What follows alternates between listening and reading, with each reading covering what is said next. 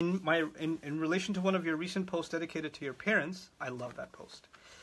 You mentioned something along the lines of treating your parents with ihsan as the bare minimum. What do we do if caring for a palliative parent feels like it's never good enough, despite the reality we'll never be able to repay them? Yeah, that's a really, thank you for your question, Tyra Azim.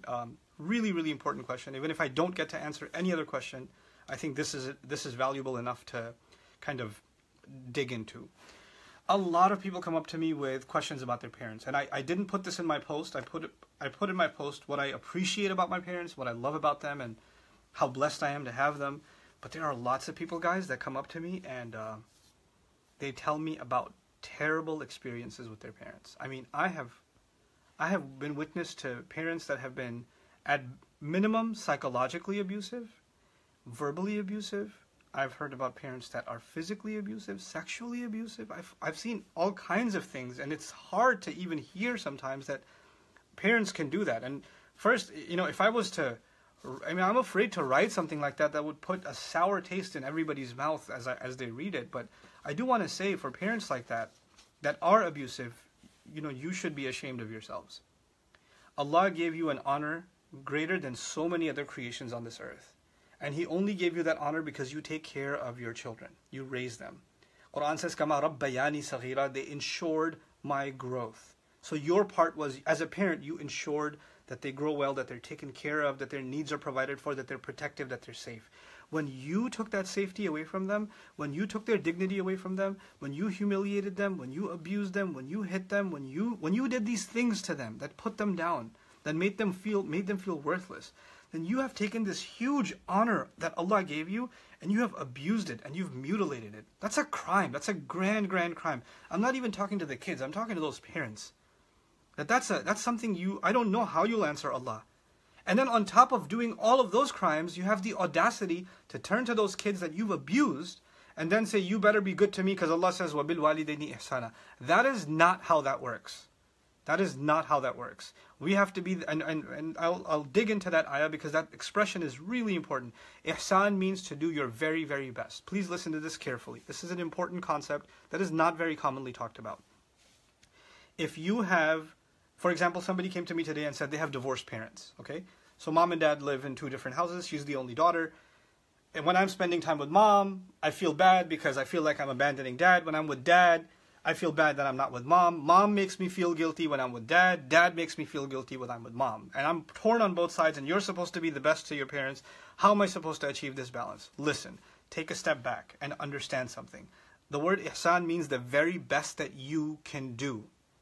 The very best that you can do. In that situation, when you identify, Dad, these are the times that I'm going to spend with you. And that's the best I can do. Mom, here's the time that I can give you because I have work, I have school, I have these other responsibilities. Here's what I can give you. This is the best that I can do. Even after that, when they're giving you guilt trips and making you feel like you're worthless and all that, if you can turn to Allah and say, this is the best that I can do, Ya Allah, and you know that that's the best that I can do, then that's fine.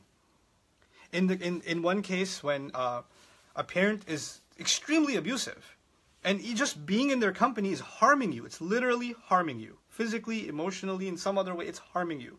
Then being away from them and keeping a safe distance from them is the best that you can do. There's nothing better that you can do. So ihsan is actually relative to each situation. Allah did not put one standard on all of us for what we can do for our parents. There's sometimes people don't understand that in every relationship, even in the parental relationship, there are boundaries.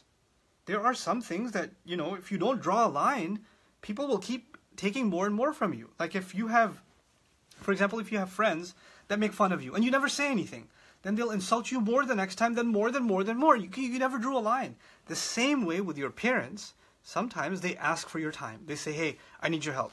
Then you go and help. No, now I want you to do this. Now I want you to do this. Now I want you to do this. And you say, but Dad, I have to get to work. Or Mom, I have to get to school. Or I have an assignment to finish. Or I have this, or I have that. No, that's not important. What, are you not going to listen to your parents? وَبِالْ وَالِدَيْنِ إِحْسَانًا. And then you shut up and you just do what they told you, and then you're developing resentment towards them. Eventually you're going to burn out, you're going to disrespect them, you're going to stop talking to them. Crazy things are going to happen. How do you avoid all of that? Take a step back and say, Mom, I want to help. This is the day that I can help you. This is how much time I can give you for help, and I cannot do any more. And even if she complains and cries and says, you're the worst daughter ever, the worst son ever in the universe, it's okay. You drew a line. And once you stick with that line, then the next time that line will be respected. In the beginning, it will feel like torture, but then they will learn to respect that line that you've respectfully drawn. You haven't drawn an abusive line, you have drawn a reasonable line. And that has to happen in every relationship, with your kids, with your parents, with your spouse, with your friends, with work. Any relationship, it's important to draw boundaries and respectfully draw those boundaries. But by the way, once you draw a line and you say, hey, Mom, it's, I want to help, but I don't like when you say these things. They're very hurtful. Don't say them. And if you say them, then I'm going to leave. But then she says them and you don't leave. You know what you've done? You better not cross this line or else. Then they cross that line. Then you draw a new line and say, hey, okay, this new line, you better not cross this one or else. And then they cross that one. You know what you're teaching them? There is no line. There is no boundary. This is a really serious problem many of us have in all of our relationships, that we don't know how to draw a line. And that has to happen even with our parents, respectfully, with the best possible intention, with the most loving, caring words, with the most consideration, but this has to happen. Otherwise, you'll just end up in miserable relationships, not just with your parents, in every relationship. You're going to be miserable. May Allah protect you from that kind of misery.